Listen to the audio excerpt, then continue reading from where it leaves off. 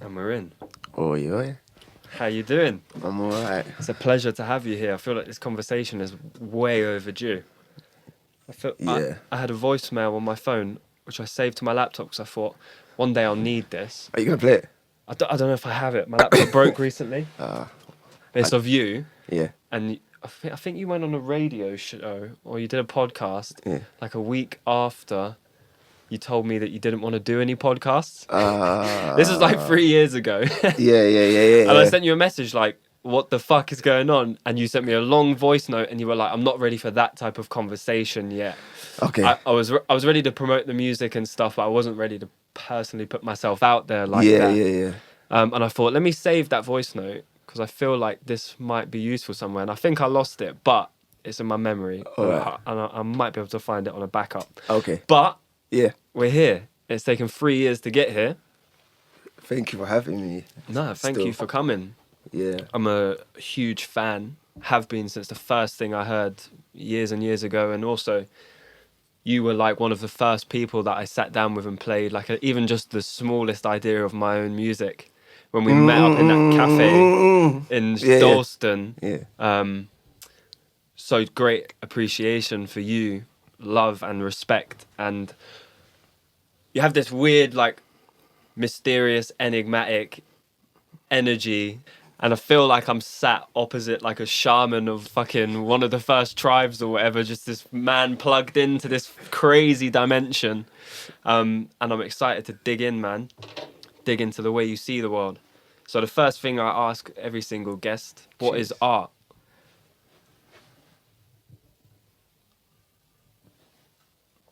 You know what's mad?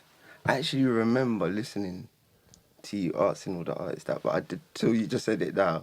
Like, and every time I heard you asking someone else, I was always like, yeah.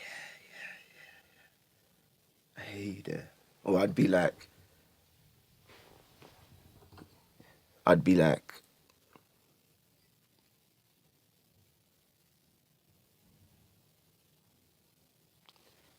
your explanation can almost never be wrong, and your truth that you're speaking fits the rest of the narrative and the conversation that flows on. I think art for me then and art for me now, it still means the same thing, and it's always wrapped up in the need to express without boundaries, without limitation.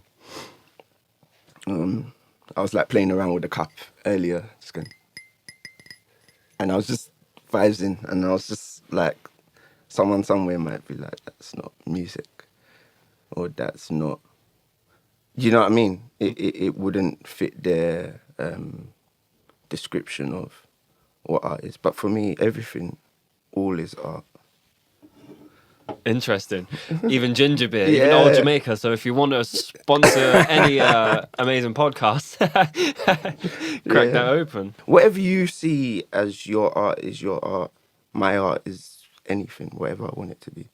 So it's hard to... What was it for you before then, if you said it's... So I used to draw. Oh, okay. Like, that was my first love. Like, I was always drawing. It's called sketch. Yeah. Yeah. I think... At that time, if I sung, I'd be aware that I'd be kind of singing under my breath. I wouldn't do it if the right person wasn't in the room, or was in the room. If the wrong person was in the room, I just wouldn't feel comfortable enough to...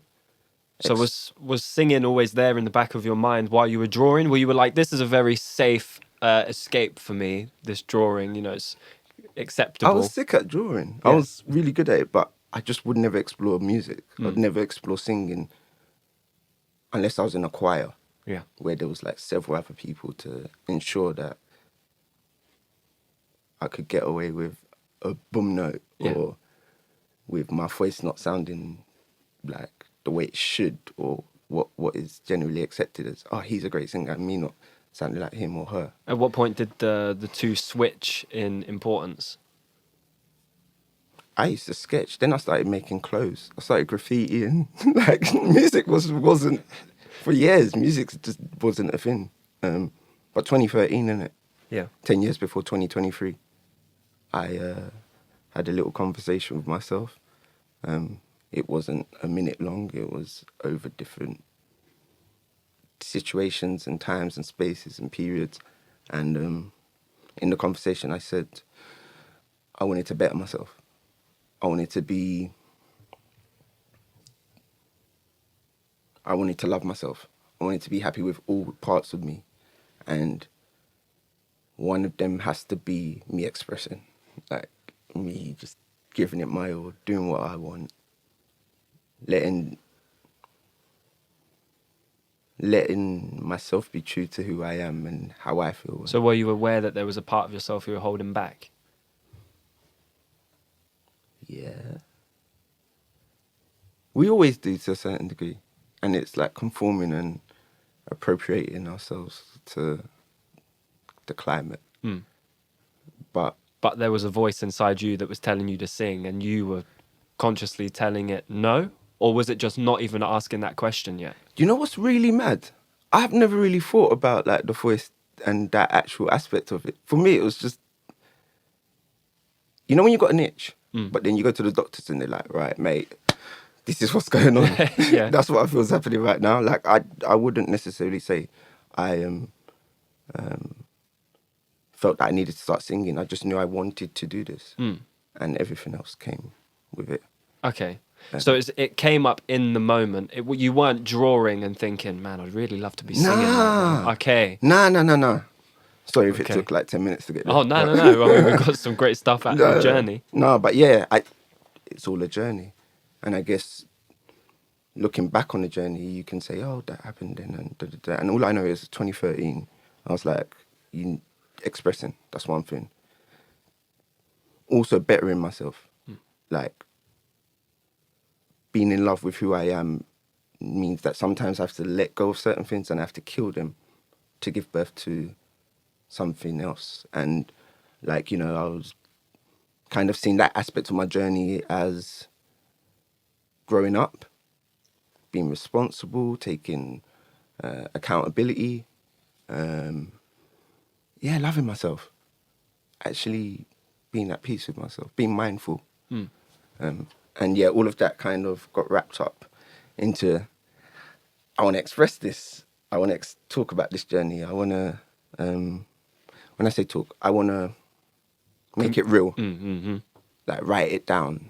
Like, so yeah, I started to create a world and a universe where I could exist as this Ronin-like, Raiden-like, Ronin-like character that would draw on all my influences. And, I said I like drawing, mangas and anime. Okay. So So who's Ronin? Ronin, a Ronin is like don't shoot me if I get this too wrong, but like a rogue samurai, a samurai without a master, a samurai who no longer is bound to like a master. And as a masterless samurai, a Ronin, I would wander on this journey, this 10-year journey into 2023, where I would become this wise man who'd like go, long white beard, and like come, and I click, and I'll disappear, and I click, and I'll come back or something, like I just know it all. I'd be slow to anger, I'd be patient, I'd be thoughtful, I'd be mindful. Like creativity I'd just look at something, I'd be like, do that. And then just, you know what I mean? Like I imagined this Alxndr that had it all figured out, and obviously I know a bit better now. But it was this magical being. And I was just like looking beyond the clouds and the sky and whatever stratosphere or whatever's there, and like just looking way into the future. And I modeled myself against, like, I always say it, but like George Clinton, like, I just loved the black aesthetic and just how epic one could be and still balance being a man but prints it out, if you know what I mean. And like I just saw all of these elements, and I was just like, I can be me and exist. What does that mean? Be a man. I was taught that being a man looked very stereotypically like one thing, and existing in that also meant I couldn't sing. Maybe when I was coming up and growing up, like I was in spaces where everyone's around a mic. Yeah. Like it's not time for singing. It's not time for singing. So there wasn't maybe certain spaces or platforms or rooms where things that I'd be into would exist in my kind of community. So that meant I had to venture out a bit. I had to I had to expand my understanding of who safe people are and what they look like, and like your accent's a bit different, but cool, let's have it. It's interesting that the first thing that comes to mind when the question of what does being a man entail is adventure. For you? Well, for you. The first thing you had to do was venture out of your small community and go and find like-minded people. You don't always have to leave your community. In your community, so one can say, like I grew up in Stratford, so I could, amongst other places, but I could say my community is in Stratford. But am I talking to like my neighbours? Am I talking to people that I jump on the same bus with? Am I being polite to like the TFL person, like morning or smiling, or do you know what I mean? How do I interact with them people? Am I seeing them as other? And I think that's so. I think a lot of this change and a lot of this understanding also came in London. It also happened with me just appreciating. Okay, yeah, when I'm in Peckham, I'm with a certain group. When I'm in Stratford, all of a sudden, these lots are getting Friday off. Why are they getting Friday off? Because they're Muslim. What? Muslims they don't have to go to school on a Friday? And I learned that through the experience of living amongst Bangladeshi, Pakistani, Indian, Somali communities also existing. But sometimes you just go from church to school and, you know, you don't really get that. But if you go to a youth centre, well, your parents are putting you into little things. So I think there was a privilege that comes with it, maybe. With all of these, like, spread out groups and all of the different ways that they operate and the different ways that they see and interpret the world, what helped you find a common thread to like navigate it all? And especially as an artist, you kind of bring all of those experiences together and in some attempt maybe transcend all of the conditions and speak to a commonality in all of those groups. So what do you see as the common thread that runs through all of them? We're all humans. We all eat, go toilet, get upset, like want to achieve stuff. We all get, like, you know what I mean? We're all humans, and sometimes we look too hard to try and find that commonality. I see it. Like your shirt's banging, the style. I see the little pendant. Thank you. Can you zoom in? Like, Oh, I wish I could. I wish I could afford some stuff. post. I did. Yeah, right. But like, I can see you and be like, yeah.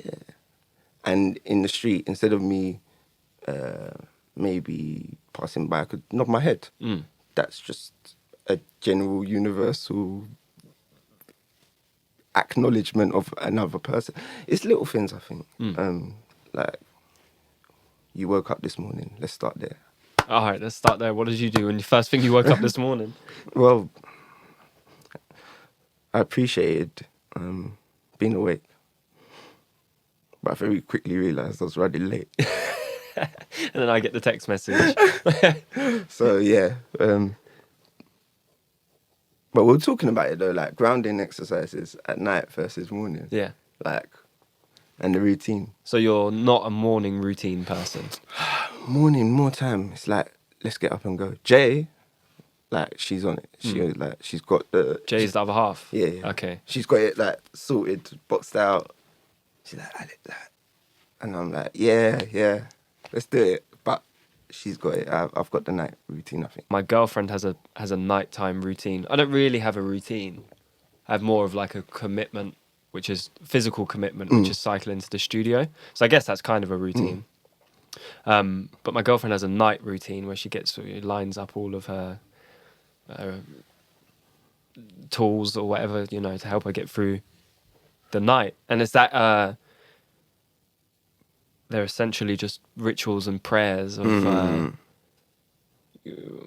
whatever life force is running through, whatever guiding principle there is, if there is one, guide me through the day or guide me through the night righteously. And it's interesting because you have a nightly routine, and then does that make sense to you? You know what? As you said it though, there is a morning routine, but maybe I place more Emphasis. Yeah, sure. On my evening one, and just the idea that I'm like wrapping up the day and like closing certain situations. Sometimes, you know what? Because of these darned contraptions we have in our hands, Just go outside and shake my fist to the sky.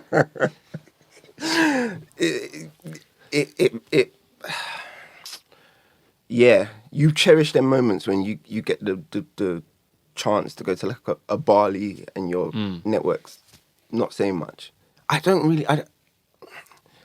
if I can go on the record and truly say I'm like properly anxiety provoked by them. But there's an element that's always this idea that I've got this fin on me and it's just No, I get it. It's the accessibility, but also it's the window into everybody else's life. I think, just away from, this is more on social media than just the phones themselves. But I even realised myself earlier. I was sat in the studio, I was waiting for you, and I was just on Instagram, and I flicked through like 5 or 6 different people's lives. That's stories, you know. They're documenting their life, and it got to one, and I just kind of started spinning out a little bit, and I was like, "What the fuck is going on? Like, why am I sat here just watching a person talk to the camera?" But then, do you know what the thing? That's not the problem. It being there isn't the problem. I think it's my reaction to it. And what I've realised whenever I start to feel like a little bit anxious or whatever is try to trace my thoughts back to the point I passed judgment. Because something has shaken me somewhere, and more often than not, it's an assumption or a judgment about something. It's a negative feeling about whatever I'm seeing or whatever I'm experiencing. So that was like quite important for me to figure out. That's some impressive reflection, mate. I was about to go down the rabbit hole. That's why, you know, when you get the gems when the night is the darkest, I was about to go down the rabbit hole of like, what the fuck is going on? I need to pull myself out that quickly. I was like, I've got Alex is coming here. We need to have a good, righteous conversation. But how mood affecting are they? It's like a zoot or like a shot of something. Do you know what I mean? Like everything's great, and then you're in it, and it's like it starts to affect your proper reality. Yeah. My phone's dead at the moment. Oh, that's a blessing, I think. A little bit. Although you have to let somebody know that you're about to be real late. No, it's fun, innit? When you get the call to create, Yeah. or even just when you're beginning work, Yeah. is there a space in your mind that you have to occupy in order to be able to create without limitations, like you said earlier? Does it have anything to do with consciousness? Well, it's a conscious decision to turn your phone off, to not engage with other conversations when you're trying to make something. You know what? I create a lot in transit. So like, again, like I'm blessed enough to like be going Berlin next week to perform, and like I've been to all these different spaces and spots and stuff, and when the inspiration catches me, as long as my laptop is going, I'm good. So my phone could be, but I could be in an airport. Yeah. I could be in an Uber. I could be at home, anytime, anywhere. And what does that inspiration look like? What does it come out as?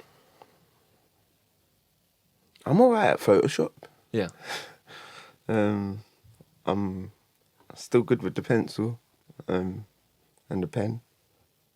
Both drawing and like writing. I've got notes in my phone. I've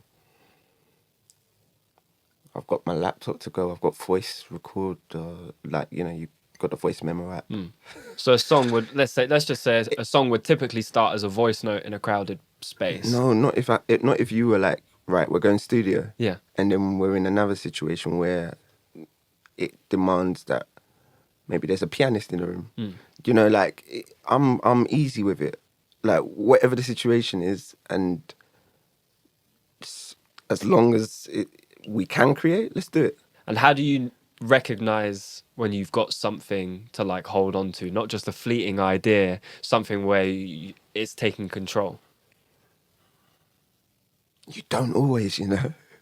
Like some of the songs I've released, I'm not gonna lie, like up until now, tomorrow, forever, like I'm always gonna be like,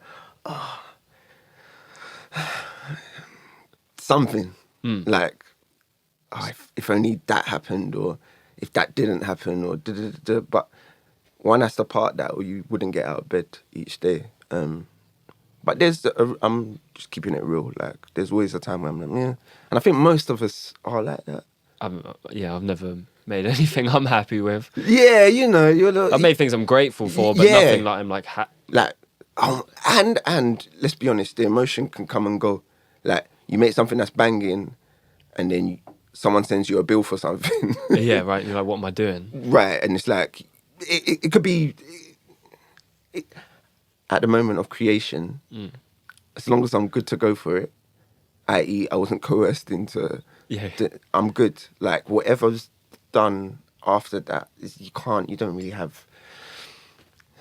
don't have as much control or as much of. You can control what you create. What happens after that, like, is not always under your control, and you have to be at peace with that. Well, I am at peace with it. How long was it for you where you were making music and not putting it out? Always. Like, you try a little thing, but you're like, I'm not sure. But 2013 to 2023 is my whole mantra, the whole MXYXM. Whoa. Wait, what? MXtra what? MXIII. Okay. X. Yeah. Sorry. So you just hit that was like a fucking laser straight into my forehead. Yeah.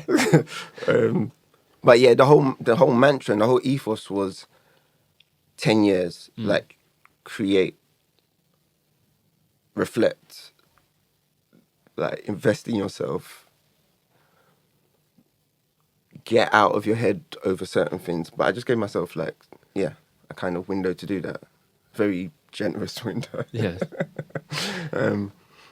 And yeah, just see how that journey unfolds. Unfurled. So what happens after 2023? Mate, who knows? But I was wondering if it was like a cut-off where you're like, let me just explore this for 10 years and then I'll be on to the next thing. Get up and just do it. And that was something I didn't always do back before. I was a bit more maybe like, Now if a call comes, generally I'm going to be open to it.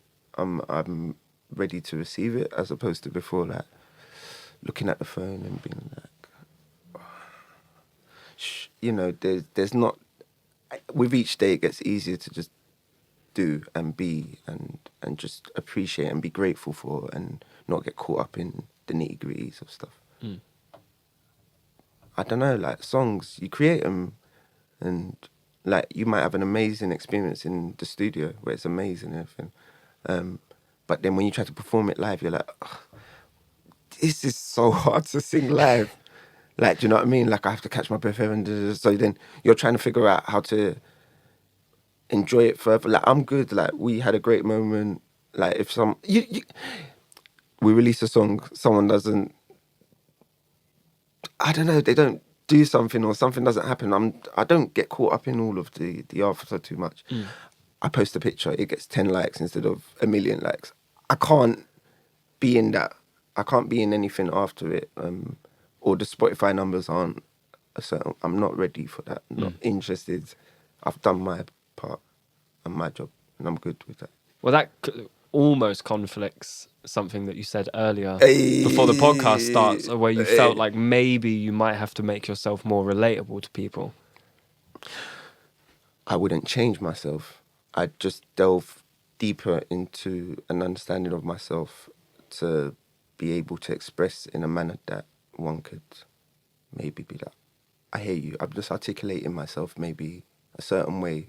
Like when you talk to an infant, you know how to adapt. It doesn't mean that you're not necessarily changing your values or anything. You're just taking that into context. Not to say that anyone who doesn't understand what I'm doing is an infant.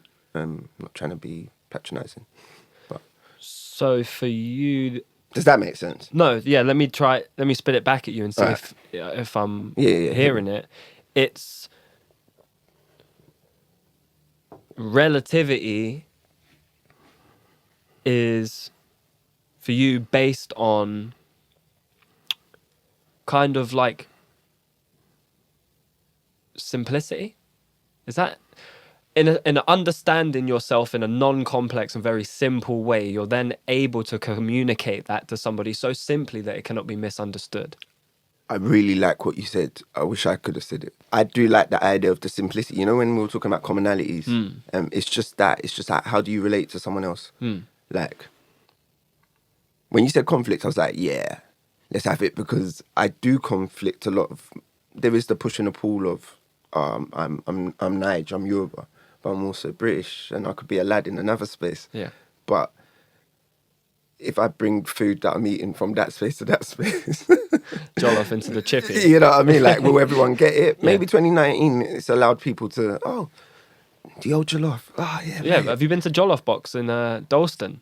Nah, what's that? It's like it won on Dragon's Den. It got loads of investment. It's Swear. a Jollof takeaway. Like a street vendor type? Nah, a shop, a sit down. It's a sit down restaurant, like a Burger King or whatever. It's not really fast food because it's good food. But the speed with which... Yeah. It's like a Leon, let's say. Okay, yeah. You go in and all of the menus are footballers' names like JJ Okocha, Nwankwo Kanu, Didier Drogba. It's all like African footballers. Alright. And then it's just got loads of different recipes basically, but jollof is always like the foundation of the dish. And I was in there the other day and it was like loads of white people in there, loads of black people, a Chinese person. It was like really multicultural, and I was like, this is fucking amazing. This is so cool that Jollof Box, first of all, that exists on a high street, on Dalston High Street, and like everybody is in here just enjoying it. Oh, talk about Dalston High Street. You know what? The conflict with that is, a part of me wants to be like, is it black owned? Yeah, it is. Who are they hiring? This is a part of me. Who are they Yeah. hiring? Like, what are they about? Only because I have some kind of relationship with Nigeria. Yeah. And the communities that are being gentrified. This isn't a gentrification thing. But as soon as you said that, it's just, that's what happened in my head. I was just, as you were talking, I was like... The judgment creeps in. Yeah, bro, I keep it real. I was just like... The boat starts rocking. You said, because you said Dalston? Yeah. Yeah, I was just literally like, opposite Kingsland a Station. lot of the... I know chop bars and little places you can eat and stuff that aren't maybe created for the 2019 audience and what that looks like in Dalston. So when you were saying it, I was just like, yeah, this sounds... Yeah. But we can move on. Yeah. But you get what was happening. No. I've hit. That's like an interesting. It happens, man. You go in there and you're like, who owns this or what is it? And you just see the whole setup and it's like... Something feels less than genuine. Yeah, and it's because I've worked in some of these spaces and I'm just like, the erasure, the silencing of the commodification, am I bitter? If it's black owned, I'm starting it to see it as, okay, this is a nice balance. Sure, you're not one of tons, but anyways, you grow up wanting to be part of, but they see you as other. On both sides. So you're in this weird space where you have to find what works for you. Like, your voice might change, your accent might change, the words you use in each space, and knowing when to. So yeah, you just have to be able to. It's interesting because when I speak to people, like if they're Irish, for instance, they may have a similar experience. I don't think it's unique to just being Nigerian and British. I can only speak on that, and I'm fully aware of the nuances. So yeah, it does lend to one having doubts and like a certain level of new thing come up endorsing. This sounds very polished. This sounds very ready to go. And it's a shame that some people won't be honest. It's just a problem. it's an issue. It would be nice to see the scales balanced a bit. And it is beautiful that some people who'd never be able to go to more of these like traditional, like longer lasting establishments, they're able to still access the culture at whichever level. That is beautiful, you know what I mean? But, To have an entry point. yeah, like, and I say this, but you know, you'll see me there next week. Like, and I've just been rabbiting on about it for like 15 minutes. But, Have you ever been to Andu Cafe? That's on Dalston High Street, but it's an old Ethiopian vegan restaurant. I think I got food from there, like takeaway. I thought you were about to say food poisoning. I was about to, No. Have you had food poisoning? In my life? Yeah. Yeah, of course. How many times? Once. It was like one of the worst experiences of my life. It was insane. Like, I had a Champions League final when it was in Wembley, and I think it might have been the last time I ate meat. It was beef from pho. And I was bed bound for maybe 8 or 9 days. Man. I'd lost maybe 2 or 3 stone. Hey. I would just pass out. Yeah. And just wake up like 6 hours later and be Yeah. like, what the fuck is going on? Yeah. What happened to you? You look traumatized. Bro. You got shell shock.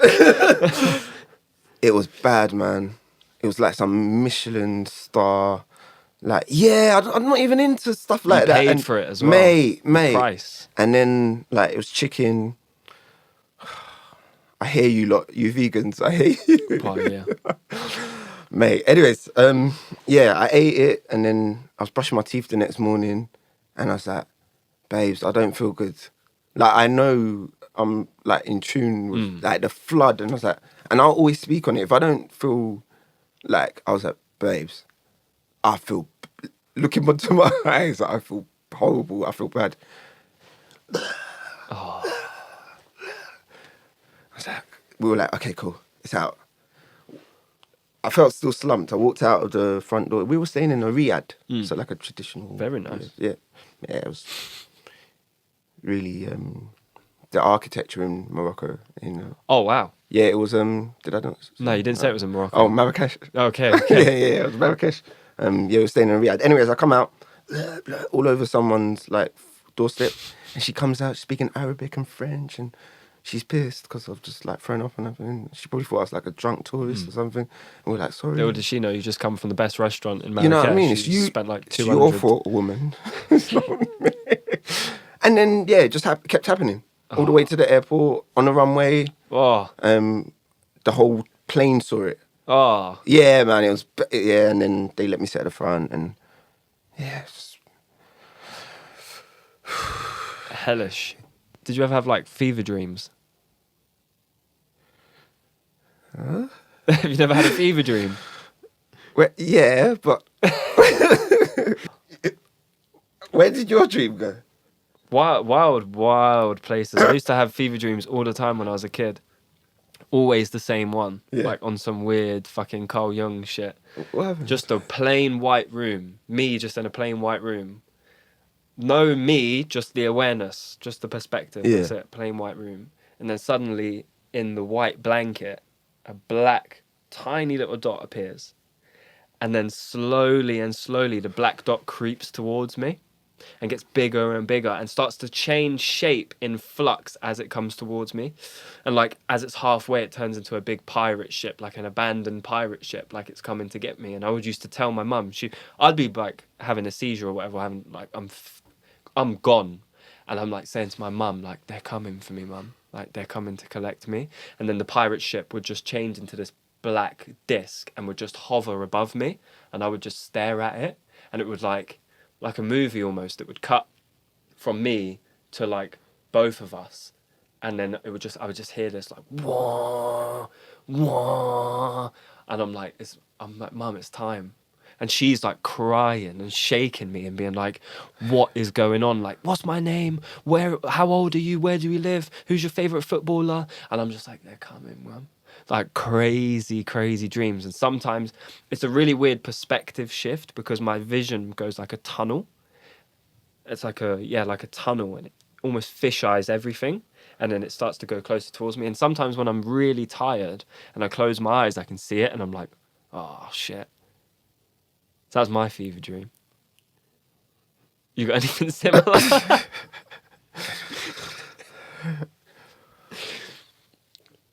I'm gonna pass. Okay, all right. Only because I don't think I could. Yeah, yours was impressive, and mine's not gonna live up to. Well, now you have to share it now.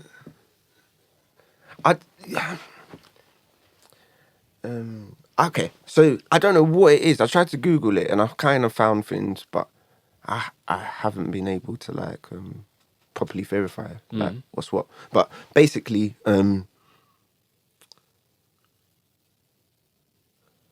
have a dream, and however the dream goes, like close to where yours is, but just a bit different, and yeah, like.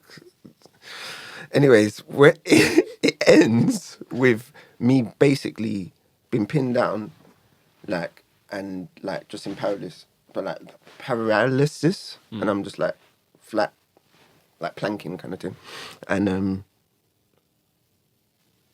then I wake up, but I'm still trapped, and I can't move, and I'm just like pinned down, and I'm trying to, like, my mind's trying to make me move, but I can't. I just don't know how weird it is. I don't know how common it is. I think it is sleep paralysis. Is it a proper thing? Yeah, it's a proper thing. There's a film about sleep paralysis. It's not a film, it's a documentary. How common is it? Very common. I think... See, I didn't have anything as impressive. I told you. I'm going to find the name of this documentary for you. I feel like you set me up a bit. Like, you had spaceships and turned it into pirate ships. It's... Wow. Your mum must have been terrified. Yeah. The film's called The Nightmare. Who's in it? It's not... It's a documentary. Okay. But, bro, it happened, like, all the time. Yeah, so what I think is interesting is that you have a night ritual and you also have sleep paralysis. Which speaks to the idea that it's a prayer of like, guide me through the night. I'm so about to like Google the hell out of sleep paralysis. So I've never actually experienced it. I've never had a problem with sleep. It's terrifying. But you're conscious that you're awake, but you can't. I have the dream. The dream ends with me for some reason like being pinned down. I fall down off a bloody cliff. Dreams are sometimes not fun. Sometimes they're great. Sometimes they're not fun. Sometimes you can kind of control them. Do you get that? Yeah. Sometimes you can't and you're on the ride and it's like... Okay. Yeah, that's why I'm not really speaking on my dreams because it's not... Some are fun. I don't know.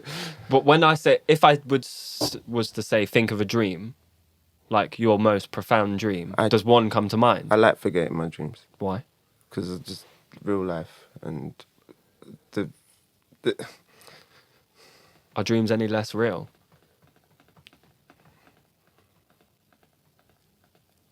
I shouldn't have said I like forgetting them. I like to transform them, but I don't like to have them as something that I speak on. Okay, all right, fair enough. Maybe they're private. Okay. And they're just like a bit... But when you transform them, what do you turn them into? Then I get to... Create? Yeah, you get to then say, and you can change the rabbit with like the knife hands. Okay. Oh shit. No, I've played. But yeah, you can transform it to, and then you get to narrate it accordingly. And you get to influence it too. You know what? Some of my lyrics are a bit like, but sometimes they're a bit like, it's like, say if I write something, what the version that someone else might hear will be a very Condensed. like abridged, like, You edit, oh basically. yeah. This is something that me and Dave spoke about in the last episode. How, speak me through your writing process then. Just to preface that, because I feel like some people who might listen to this podcast or whatever, it's called So You Want to Be an Artist for a reason. People are listening to this for a reason. And I get it sometimes of the writing process is a lot of fucking work and it's a lot of failure. Well, not failure, let's say. There's a lot of... As in failure. Yeah. Oh, you said that. Like, Failure. Anyway, yeah. there's a lot of killing off of ideas and a lot of like self-editing and a lot of... Yeah. And sometimes that feels painful because you're having to be like, no, that's not good enough, or no, I don't want to put that in. And I feel like it is a sacrifice and it feels sacrificial, and it does sometimes put me off writing. And I feel like it might be a common sticking point for people who are trying to understand themselves and their expression, of not being afraid to kill off ideas or reject lines, or to say that's not good enough, or to say that's not necessary. So I want to hear your writing process. I think because of those reasons, it felt really easy to write alone or be the only person writing. When I first started to like put out bits, now because I've grown, I've acclimatized to the idea of others being part of that. You know, with the last project, there was like all these collaborations and stuff. Feature on every song almost. In it, mate. So it's like literally, I'm like more receptive, and I think it was getting the first 3 projects out as well. And as you said right at the beginning, like I just wasn't ready. I wouldn't if we'd done this like The first time I asked you. Yeah, well, no need to say it like that. But no, if I'd done it there, I would have just been like, yeah.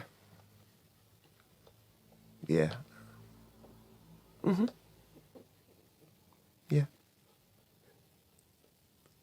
But now I'm like talking in it. So when you're writing the lyrics, is it a flood of stuff which you then, this line, oh, that word is good, or that whole thing can go, oh, that little word can stay? Can be sometimes, but sometimes you get a whole sentence. Do you know what I mean? Like, and then there's also different, like, because a lot of my songs are like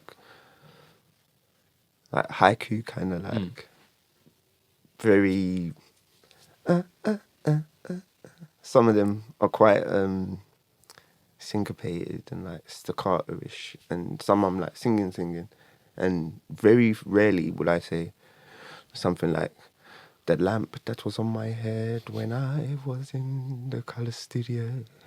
But I love that kind of style and stuff, but I just not. So it depends. Like I might write stuff like that for myself, or I might be creating that for a future project. You know, like kind of shaping that, but that might just not be something that the rest of the world sees. How much of a input do you have into the production side of it? Production's a funny one, because I still to this day wouldn't go into a room and be like, right, everyone, the producer's here. Like, I just not me, it's not. But I've been doing like the Fruity Loops game since like secondary school. It just isn't something I would say is my thing like that. It was more of a way of expressing an idea. I love handing things off to people and saying, yo, do your thing. But more times, if I have a vision and it's like something I'm going to put into the world, it kind of has to properly be me and speak me. So there's very few songs I've actually produced and released, but it just has to feel like something I'm like, yep, that's Alxndr London. So when you're listening to like George Clinton, Yeah, or when yeah, you're yeah. pressing play on something that really inspires you, what is it that you're listening for? What is it that's calling out to you or speaking to you? And so when I'm listening to music, it could be just, there's an amazing violinist, or I love the choir on a particular song, or it's the rhythm, or the bass. So it's obviously aesthetics is a super important thing for you. Is there? It's part of the puzzle. Yeah, aesthetics. So what other pieces are in the puzzle? In the puzzle. Oh, it ranges. Like a lot of like when I say Amy Winehouse is like a big inspiration for me. It's like she's a big inspiration for the whole world kind of thing. Yeah. You know what I mean? But like truly, like you're from London, you come into an interview and you're just like, what? I just thought you'd be well put together well. Yeah. Do you know what I mean? But no, you're just a real human being, and I really drew to that. Like you weren't pretending, you weren't trying to play up. This was really you. Like I felt like I actually knew you, and you might have been indoors like the world thinks I'm. The world thinks I'm common. But boy, it felt like I knew you. Yeah. So I draw to that in music. Authenticity as well. Yeah, like So, you're a trailblazer in your field. You've mixed X and Y, and no one even knew X and Y could mix together. Like, oh my gosh, he's a genius. Yeah, Michael Jackson, amazing. Like ridiculously amazing. I'm hearing rock, but it's not rock. It's pop. Yeah.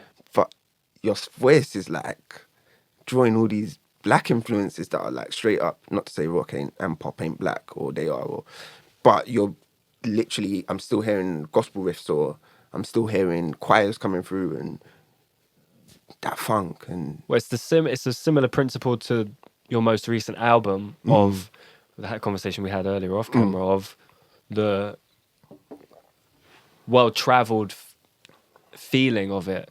This so many different influences, so many different voices, so many different tones and textures and instruments, but it all is linked with a common thread. It's all speaking the same sort of language. You know, it's all giving voice to one thing. And it's, how conscious are you of that in your creative process? Like you love aesthetics and authenticity and the merging of worlds and how things combine together. So I wonder in the beginning, in the conceptual stages of like... That's where it's all at, you know? Sometimes you have to take a chance, like, and someone might not on the surface look like you and them have that super commonality, but you'd be surprised. Like, also, when you're collaborating with like another producer, and I still see it as a collaboration, even if it's like, oh, it's Alxndr London, it's still collaboration. And if you're collaborating with someone else, I don't know you past what I know of you. You could have been a rocker your whole life, but you're playing your guitar now, and it's on a soul record. I just feel like it shouldn't be a barrier. It shouldn't be a barrier, the fact that we're all different, and at concept, let's just do it. We're in the airport, my plane's leaving in 10 minutes, like, let's quickly just find a spot and like do something. And like a little mix down later, it's a sick sample, you know, some clicks. And that's kind of my ethos.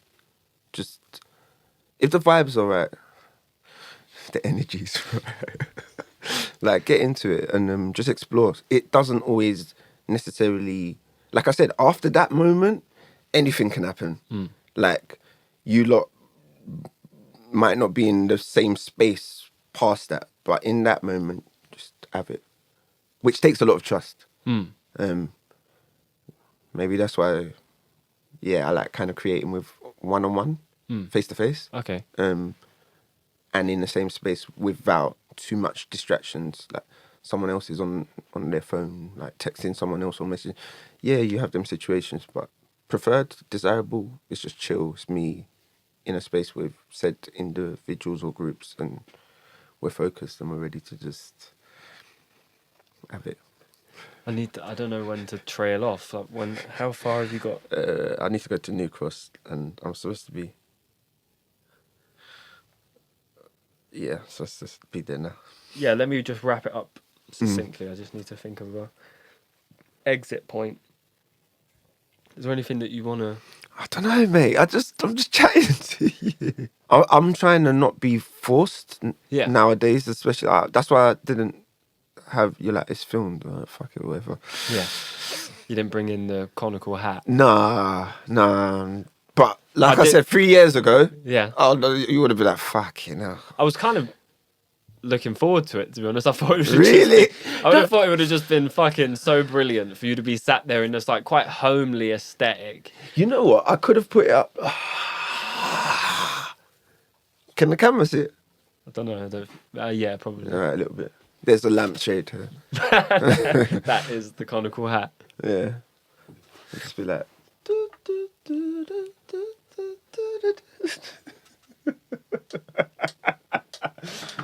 The internet is mighty. Yeah. Have you read the comments? What on the colours one? Yeah. Nah, I don't go into the comments, bro. I did it. Yeah. It's funny. They're funny. They actually, it's quality. It's Yeah. quite gold. What were they saying? I think they went quite easy on me. Really? Yeah. Well, I mean, the music's kind of undeniable, so you can wear what the fuck you want. The internet don't care. Yeah. Has anyone turned you into a GIF? No, not yet. I'm not there. No, not yet. Not yet. I mean, someone like might have put you into Mortal Kombat or something. I mean, that would be brilliant That would be cool. if someone Next could music do that. video, innit? Yeah. Fight. All right, let's just wrap it up then, because Let's I'm not wrap going it. to think of a succinct way to do it. Sure. But thank you for coming through. Maybe we'll pick it up again Yeah. in the near future. Yeah. An hour's a long enough conversation for now. I feel Yeah. like. Thanks for coming through, man. No, thanks for Appreciate it. having me, bro. No worries. Appreciate it.